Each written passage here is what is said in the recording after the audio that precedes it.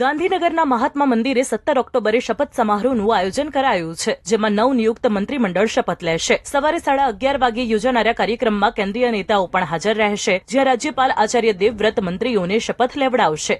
આ શપથવિધિમાં હાજરી આપવા માટે આજે સાંજે જ કેન્દ્રીય ગૃહમંત્રી અમિત શાહ, સુનિલ બંસલ અને ભૂપેન્દ્ર યાદવ ગાંધીનગર પહોંચી જશે. રાષ્ટ્રીય અધ્યક્ષ જેપી નડ્ડા શુક્રવારે સવારે આવશે. હાઈકમાન્ડના આટલા બધા નેતાઓની હાજરી સરકારમાં મોટા પાયે બદલાવ થવાનો સ્પષ્ટ સંકેત આપી રહી છે. સૂત્રોના જણાવ્યા અનુસાર આજે ગુરુવાર બપોર સુધીમાં વર્તમાન મંત્રીમંડળ રાજીનામું આપી શકે છે. સામાન્ય રીતે દર બુધવારે મળતી કેબિનેટ બેઠક પણ મોકૂફ રખાઈ હતી, જે હવે વિસ્તરણ પછી જ મળે તેવી શક્યતા છે. સૂચના પ્રમાણે ભાજપના તમામ ધારાસભ્યો અને મંત્રીઓને આજે બપોર સુધીમાં ગાંધીનગરમાં હાજર થવા માટે આદેશ આપવામાં આવ્યો છે.